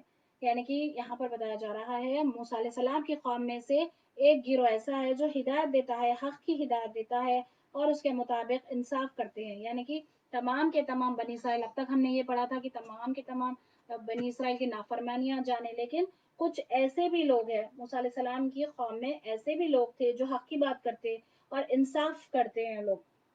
یعنی کہ کچھ اچھے لوگ بھی تھے، جیسے کہ ہر جگہ ایسے ہوتا ہے نا، کچھ اچھے ہوتے ہیں کچھ لوگ برے ہوتے ہیں. ویسے ہی بنی اسرائیل میں بھی کچھ ایسے بھی لوگ تھے جو حق کی بات کرتے، رسول کی بات مانتے.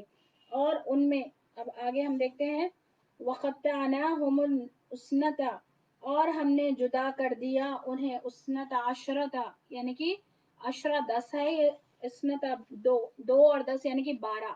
ازباتن، باپ دادا کی اولادیں یعنی کہ قبیلے، اممن، گروہ، وَأَوْحَيْنَا، اور وہی بھیجی ہم نے، إِلَى موسیٰ، طرف موسیٰ کے، إِذِ اسْتَسْقَاهُ، جب اس سے پانی مانگا، قومہ، اس کی قوم نے. یعنی کہ اس سے پانی مانگا، جب اس سے پانی مانگا قوم کے لوگوں نے موسیٰ علیہ السلام سے پانی مانگا. اَنِضْرِبْ، کہ مارو، بِعَصَاكَ الْحَجْرَ، اپنی لاٹھی پتھر پر. فَانْبَجَسَتْ، تو پھوٹ نکلے، منہ، اس سے، اسنت عشرہ، یعنی کہ 12، عیناً، چشمے، قد علما، جان لیا، پہچان لیا، کل اناس مشربہم، ہر شخص نے اپنا گھاٹ، یعنی کہ اپنے چشمے، اپنی جگہ انہوں نے پہچان لیا. وَظَلَّلْنَا، اور ہم نے سایہ کیا، علیہم، ان پر، الغمامہ، ابر کا، وَأَنزَلْنَا، اور ہم نے اتارا، علیہم، ان پر، المن والسلوى، من اور سلوى. کلوا، تم کھاؤ، من طیباتی، پاکیزہ چیزوں میں سے، ما رزقناکم، جو ہم نے تمہیں دی. وما ظلمونا، اور ہمارا کچھ نہ بگاڑا انہوں نے، ولیکن، اور لیکن، کانو، تھے وہ، انفسہم، اپنی جانوں پر، یظلمون، وہ ظلم کرتے. تو یہاں پر بتایا جا رہا ہے کہ ان میں 12 قبیلے تھے. جیسے کہ میں نے کہا کہ ان میں موسیٰ علیہ السلام کی قوم میں ایسے بھی لوگ تھے جو حق کی بات کرتے، انصاف کی بات کرتے، اور ان میں سے 12 قبیلے تھے. فَانْبَجَسَتْ، یعنی چشمے پھوٹے، وہاں پر پھوٹ نکلے چشمے. فَانْبَجَسَتْ یعنی چشموں کا پھوٹ پڑنا، چاہے زمین میں پھوٹ پڑے یا پتھر پر ہو. یعقوب علیہ السلام کی اولاد ہم جانتے ہیں، پہلے سے ہم پڑھ چکے ہیں کہ یعقوب علیہ السلام کی اولاد سے تھے 12 بیٹے، انہی میں سے 12 قبیلے تقسیم کیے. موسیٰ علیہ السلام نے ہر قبیلے کا سردار مقرر کیا تاکہ نگران ہو ہر قبیلے کے سردار. شریعت پر عمل کرنا آسان ہو جائے گا. تو اللہ تعالیٰ اپنے احسانات یہاں پر دلا رہے ہیں کہ صحرا سینا میں بادلوں کا سایہ کیا، من و سلوہ کا نزول ہوا. یعنی کہ وہ لوگ وہاں پر تھے صحرا سینا میں، وہاں پر پنشمنٹ کے طور پر تھے وہ لوگ وہاں پر، کہ وہ لوگ نبی کی بات نہیں مانتے، تو ان لوگوں کو جو ہے صحرا سینا میں وہ لوگ وہیں پر تھے، تو وہاں پر بھی اللہ تعالیٰ نے ان کو بادلوں کا سایہ کیا اور من و سلوہ اتارا ڈائریکٹ آسمان سے ان کے لیے کھانا، یہ من و سلوہ اترتا. اور پھر 12 چشمے، انہوں نے پانی مانگا تو 12 چشمے پھوٹ پڑے وہاں پر. جب موسیٰ علیہ السلام نے اپنی عصا سے وہاں پر نیچے مارا، پتھر ہو یا پھر زمین پر، پتھر پر یہاں بتایا جا رہا ہے، پتھر پر پھوٹ پڑے 12 چشمے. تو وہاں پر انہوں نے پانی مانگا، انہیں پانی کا بھی انتظام کیا. اللہ تعالیٰ اپنے احسانات یہاں پر بتا رہے ہیں. بنی اسرائیل کی نافرمانی دیکھیں، ڈیزرٹ ایریا میں کیسا ہوتا ہے، پانی نہیں ان کو مل سکتا ہے، لیکن یہاں پر جب انہوں نے موسیٰ علیہ السلام سے کہا کہ موسیٰ علیہ السلام نے دعا مانگی پھر اللہ تعالیٰ سے، تو وہاں پر بھی انہوں نے کیا کیا، مانگتے جا رہے ہیں، ایک سے ایک نعمتیں ملتی جا رہی ہے، لیکن لیکن ان کی نافرمانی بھی ساتھ ساتھ ہو رہی ہے. تو یہاں پر تم کھاؤ پاکیزہ چیزوں میں سے جو ہم نے دی تمہیں، اور ہمارا کچھ نہ بگاڑا انہوں نے، اور لیکن وہ اپنی جانوں پر ظلم کرتے رہے. یعنی کہ کوئی گناہ کرتے ہیں، کوئی کچھ نافرمانی کرتے ہیں، نہیں مانتے ہیں، نبیوں کی بات نہیں مانتے، قرآن اور سنت سے نہیں چلتے. تب ان میں موسیٰ علیہ السلام تھے، تب انہوں نے موسیٰ علیہ السلام کی بات نہیں مانی، تو انہوں نے کیا کیا؟ اپنی جانوں پر ظلم کیا، اپنی جانوں پر انہوں نے ظلم کیا. وہ خود دوسروں کا کچھ نہیں بگاڑ سکتے ہیں، بلکہ خود اپنے آپ کا نقصان ہے. اگر کوئی گناہ کے کام کریں گے تو خود اپنا ہی نقصان ہے.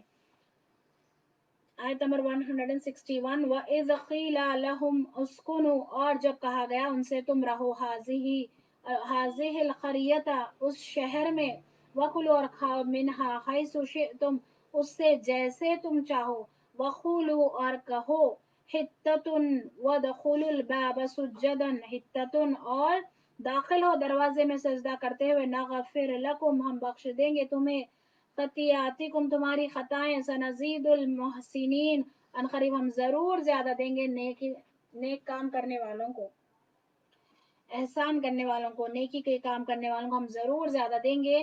سورۃ البقرہ کی دیکھیے یہ آیتیں بھی جیسے ریپیٹڈ لگ رہی ہیں نا، ریپیٹڈ لگ رہی ہیں. اور جب کہا گیا ان سے تم رہو اس شہر میں اور کھاؤ اس سے جیسے تم چاہو، یعنی کہ اس شہر میں رہو، جیسے جہاں سے تم چاہو وہاں سے کھاؤ، اور کہو حتتن، کہو حتتن یعنی کہ بخشش فرما دیجیے. جیسے کہ ہم استغفار کہتے ہیں، اسی طرح ان لوگوں سے کہا گیا ہے کہ بخشش کر دیجیے. استغفار کرتے ہوئے، استغفار کہتے ہوئے داخل ہو دروازے سے سجدہ کرتے ہوئے، تو ہم بخش دیں گے تمہیں تمہاری خطاؤں کو، ان قریب ہم زیادہ دیں گے نیکوکاروں کو. فبدل الذین، پس بدل ڈالا ان لوگوں نے، ظلموا، جنہوں نے ظلم کیا، منہم، ان میں سے، قولا، لفظ، غیر الذی، سوائے وہ جو، قیلا، کہا گیا تھا، لہم، انہیں، فارسلنا، سو ہم نے بھیجا، علیہم، ان پر، رجزن، عذاب، من السماء، آسمان سے، بما کانوا یظلمون، کیونکہ وہ ظلم کرتے تھے. سورۃ البقرہ میں ہم نے پڑھا کہ بنی اسرائیل جب فتح پا گئے تو حکم ہوا تھا انہیں کہ جھکتے ہوئے دروازے میں داخل ہو. جب شہر کے دروازے میں داخل ہو تو انہیں حکم ہوا کہ حتتن کہتے ہوئے داخل ہو، لیکن انہوں نے کیا کیا؟ حالانکہ وہ لوگ صحرا سینا میں 40 ایئرس تک اسی صحرا میں یہ لوگ گھومتے رہے، اسی صحرا میں یہ لوگ گھومتے رہے پنشمنٹ کے طور پر، کہ ایک دفعہ صبح صبح جب یہ لوگ ایک جگہ سے نکلتے، شام ہوتے ہوتے اسی جگہ پر آ جاتے، تو ان کو ایک پنشمنٹ تھا. پھر بھی یہ لوگ نافرمانیاں کرتے جا رہے تھے. اس کے باوجود بھی بعد میں پھر ان کو یہ کہا گیا تھا، موسیٰ علیہ السلام کے بعد والا یہ واقعہ ہے کہ جب ان کے شاگرد یوشع بن نون، جب انہوں نے فتح کیا تھا وہاں پر جا کر، جہاں ان کا مقام تھا، ان کو جانا تھا وہاں پر، تو یہ ان کو حکم دیا گیا تھا کہ حتتن کہتے ہوئے داخل ہو دروازے سے، شہر کے دروازے سے جب جائیں گے حتتن کہو، یعنی کہ استغفار کہتے ہوئے داخل ہو. انہوں نے کیا کیا؟ اس کو چینج کر دیا. یہاں پر بھی انہوں نے مذاق کیا، انہوں نے بات نہیں مانی نبی کی. انہوں نے کیا کہا؟ حبتن، حبتن سے انہوں نے بدل دیا. جس بات کو استغفر اللہ کہنا تھا، حتتن کہنا تھا، انہوں نے حبتن کہا. حبتن کے معنی جیسے کہ سورۃ البقرہ میں ہم نے پڑھ لیا ہے پہلے بھی، حبتن گندم کا دانہ کہتے ہوئے یہ لوگ مذاق کرتے ہوئے. ان لوگوں کی حد دیکھیے کہ ابھی ابھی یہ لوگ سزا کاٹ کے نکل رہے ہیں وہاں پہ، ابھی ابھی تو یہ لوگ فلاح پا رہے ہیں. یہ لوگ عملہ کی قوم کو یہ لوگ ہرا رہے تھے. ہرا کر انہوں نے کیا کیا؟ جب ان کو حکم ہوا فوری انہوں نے کیا کیا؟ مذاق پر شروع کر دیا. پھر انہوں نے کبھی کوئی چیز یہ لوگ دیکھے سیریس نہیں لیے، حتتن کو حبتن سے بدل دیے. تو ان لوگوں نے تو احسان فراموشی، ہمیشہ یہ رویہ رہا ہے بنی اسرائیل کا. تقریباً کچھ لوگ تو نیک تھے جو نبی کے، موسیٰ علیہ السلام کی ہو یا جو بھی نبی ان میں آئے ان کی بات مانتے، لیکن ہمیشہ سے احسان فراموشی کرتے رہے. ابھی ابھی یہاں پہ بتایا گیا ہے کہ بادلوں کا سایہ کیا ان پر، ڈیزرٹ میں کیسے گھوم رہے تھے یہ لوگ، بادلوں کا ان پر سایہ کیا گیا. من و سلوا، ڈائریکٹ ان کو آسمان سے ان کو کھانا اتار کر دیا گیا. چشمے، 12 چشمے پھوٹے، یعنی کہ نہریں، کھاؤ کہیں سے بھی کھاؤ، ان کو پانی کا انتظام، ہر چیز دیا گیا. پھر ان سے صرف یہ کہا گیا کہ استغفار کہتے ہوئے، حتتن کہتے ہوئے داخل ہو شہر میں. انہوں نے کیا کیا؟ لفظ بدل دیا، حبتن کہنے لگے. اور کہا جاتا ہے، پہلے بھی ہم نے پڑھا ہے، کہ سجدہ کرتے ہوئے جانے کے لیے کہا تو وہ لوگ بالکل ایسے بالکل الٹے ہو گئے، بالکل الٹے ہو کر داخل ہو رہے تھے کہ کہیں ہم سجدے کی کہیں پوزیشن نہ ہو جائے، یعنی کہ گھسیٹ گھسیٹ کر یہ لوگ جا رہے تھے کہ سجدے کی پوزیشن نہ ہو جائے، اتنی انہوں میں نافرمانی ہو گئی تھی۔ ان کے واقعات سے ہم کو کیا کرنا ہے؟ عبرت حاصل کرنا ہے۔ کسی نے کہا تھا کہ اگر ہمارے بعد کوئی کتاب آتی تو ہم منہ دکھانے کے قابل نہ ہوتے، شرم سے ہم کو چھپنا پڑتا، کیونکہ جو جرائم بنی اسرائیل کے بتائے گئے ہیں آج ہم مسلمانوں میں سب پائے جاتے ہیں، بلکہ اس سے اور زیادہ۔ کیسے کیسے ہم اور بھی دو ہاتھ اور زیادہ نکل گئے۔ اللہ کا یہ تو شکر ہے، احسان ہے کہ بعد میں کوئی کتاب نہیں آئی، ورنہ منہ دکھانے کے بھی ہم لوگ لائق نہیں رہتے، اتنا زیادہ ہم لوگ آگے بڑھ گئے۔ وہ لوگ نبیوں کے خبروں کو وہ لوگ کیا بناتے تھے؟ سجدہ گاہ بنا لیے تھے انہوں نے۔ بنی اسرائیل نے کیا کیا؟ نبیوں کے خبروں کو سجدہ گاہ بنا لیا۔ آج ہماری قوم نے کیا کیا؟ ہم نے نیک لوگوں کو، ولیوں کو، ان کی سجدہ گاہ بنا لیا، وہاں جاتے ہیں، سجدہ کرتے ہیں، دو ہاتھ اور آگے نکل گئے۔ پیر مرشد کے خبروں پر سجدہ کرنا، وہاں جا کر وہاں پر منتیں مانگنا، شرک کرنا، یہ تو اللہ کا بہت بڑا احسان اور شکر ہے کہ ہم آخری قوم ہیں۔ اللہ کا جتنا شکر ادا کرے کم ہے کہ اس ذلت رسوائی سے بچ گئی کہ ہمارے بارے میں کوئی اور لوگ اگر جانتے تو شرمندگی سے منہ چھپانا پڑتا ہم سب کو، کہ ہماری قوم نے ایسے ایسے کام کیے کہ پیر مرشد ولی پتہ نہیں کہاں کہاں جا کر سجدہ کرتے، کہاں کہاں جا کر مددیں مانگتے۔ اللہ کا بہت بڑا احسان و شکر ہے کہ ہم آخری قوم ہیں۔ ہم جتنا شکر ادا کریں کم ہے۔ کیا یہ ہماری ذمہ داری نہیں کہ ہم کچھ کریں دین کے لیے؟ ایک اکیلے سے کوئی بھی اکیلا ہو جائے، ایک اکیلے سے کچھ نہیں ہوگا میری بہنوں، ہم سب کو مل کر ساتھ کام کرنا ہے، ہم سب کو مل کر ساتھ کام کرنا ہے۔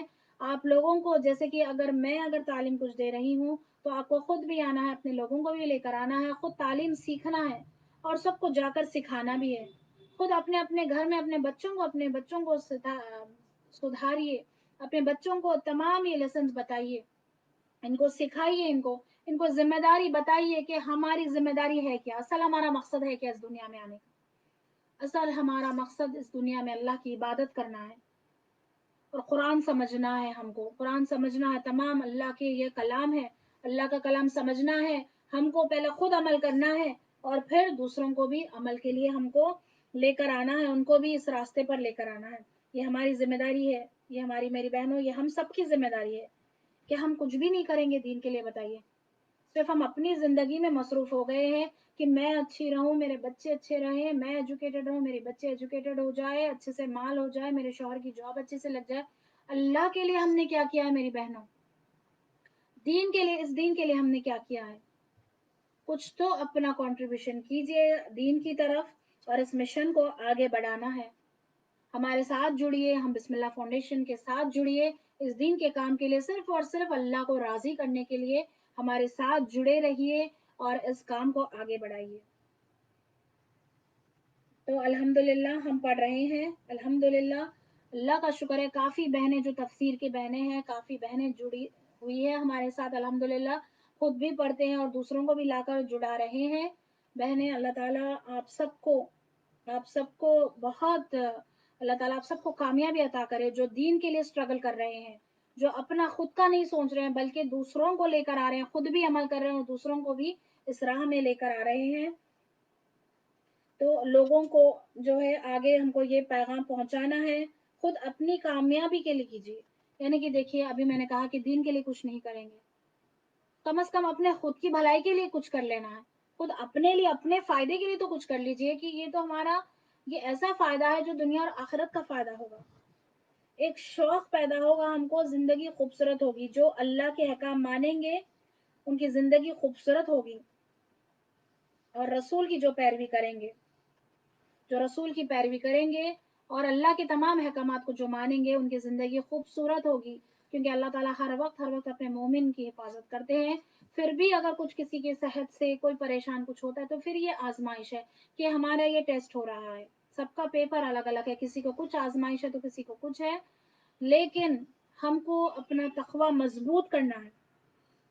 یہاں پر الحمدللہ ہماری کلاس آیت نمبر 162 میں ہم اینڈ کلاس اینڈ کرتے ہیں۔ अल्लाह सुब्हान ताला आप सबको इसका बेहतरीन अजर दे। मेरी बहनों, आप सब जो सुन रहे हैं, ऑनलाइन अब सुन रहे हैं, ऑफलाइन जो भी बहनें कुछ मजबूरी की वजह से बाद में भी सुनते हैं कुछ बहनें, तो अल्लाह सुब्हान ताला आप सबको इसका बेहतरीन अजर दे। अल्लाह सुब्हान ताला आप सबको दुनिया और आखिरत की कामयाबी अता करे।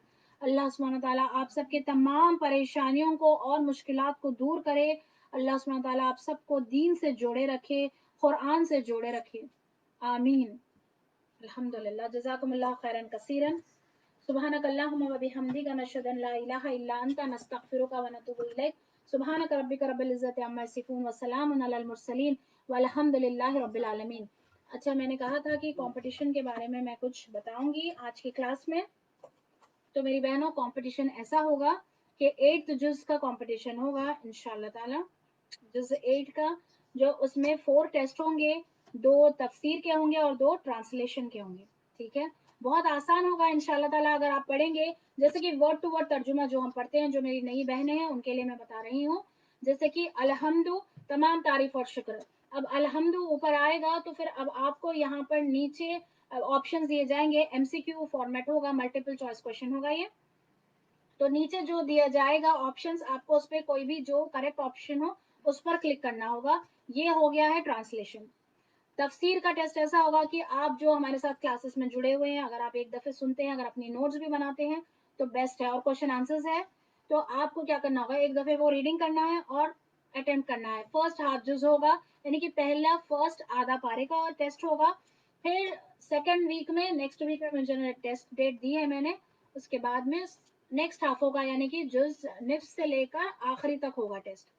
तो मेरी बहनों, ये भी हमारे लिए ये कंपटीशन है। ये देखेंगे हम इंशाल्लाह ताला कि हम कैसे इसको वर्कआउट हम करते हैं। इस कंपटीशन में ज़रूर पार्टिसिपेट कीजिए, सब पार्टिसिपेट कीजिए। जो तफसीर सुन रहे हैं वो लोग तो आराम से टेस्ट लिख सकते हैं, और जो तर्जुमा ट्रांसलेशन तो थोड़ी सी मेहनत लगेगी मेरी बहनों। एक हफ्ते का आपके पास वक्त है, आप लोग ट्रांसलेशन पढ़िए, याद कीजिए और इसके बाद में टेस्ट अटेम्प्ट कीजिए। तो इंशाल्लाह ताला 3 विनर्स को हम लोग इंशाल्लाह एक्साइटिंग कुछ ना कुछ हम लोग प्राइजेस देंगे अल्लाह ताला के फजल से इंशाल्लाह ताला। तो यहाँ पर यही मैं बताना चाहती हूँ कंपटीशन के लिए। और ये है कि ये जुज 8 का होगा, और इंशाल्लाह ताला आज जो आपने सुना है ये लेक्चर, या अब यहाँ से कंटिन्यूस जो सुनेंगे जुज 9 भी माशाल्लाह से बहुत सारे सिस्टर जुड़े हुए हैं। जुज 9 का भी इंशाल्लाह ताला इंशाल्लाह ऐसे ही कंपटीशन रखेंगे हम लोग। जो विनर होगा, ये 4 टेस्ट में जो ज्यादा जिसके मार्क्स आएंगे इंशाल्लाह वो विनर होगा। 3 बेस्ट विनर्स लेंगे इंशाल्लाह ताला हम लोग। ठीक है मेरी बहनों, अल्लाह ताला आप सबको खूब जज़ाए खैर अता करे। इस काम में मेरा साथ दीजिए मेरी बहनों, और आप लोग खुद भी इससे जुड़िए, टेस्ट वगैरह से जुड़िए, खुद वक्त निकालिए और पढ़िए, और दूसरों को भी लेकर आइए कुरान पढ़ने और सीखने के लिए। जज़ाकुमुल्लाह खैरन कसीरन। अस्सलामु अलैकुम व रहमतुल्लाहि व बरकातुहू।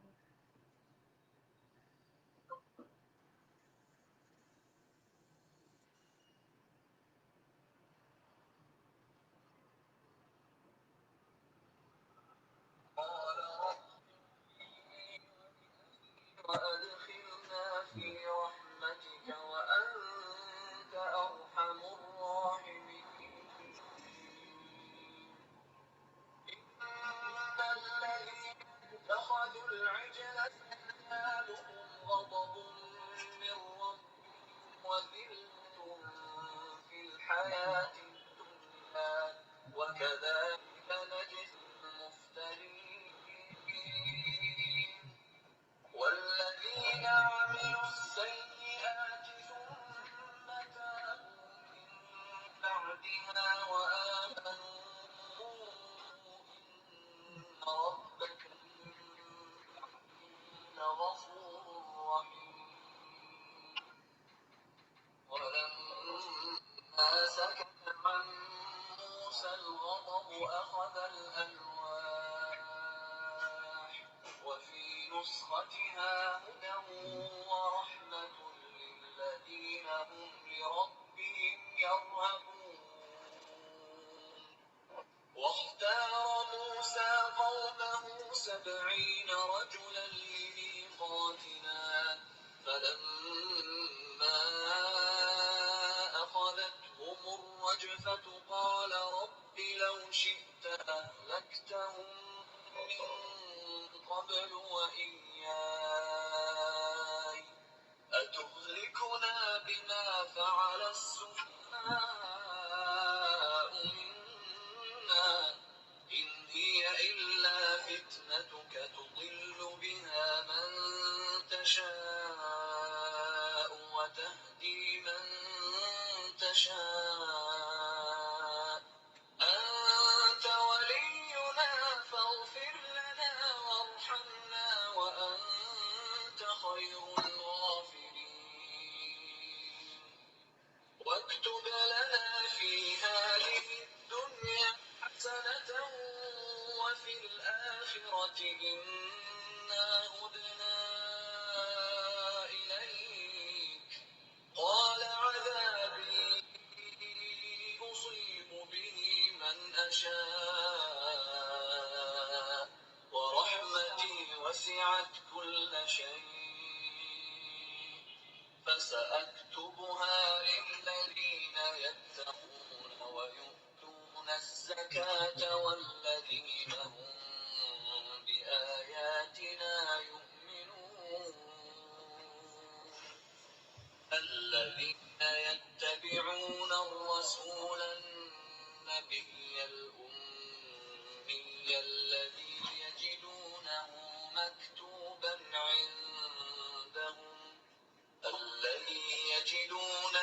مكتوبا عندهم في التوراة والإنجيل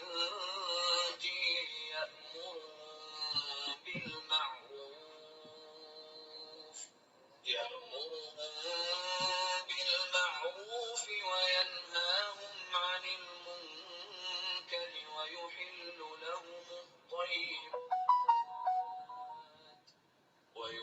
لهم الطيبات ويحرم عليهم الخبائث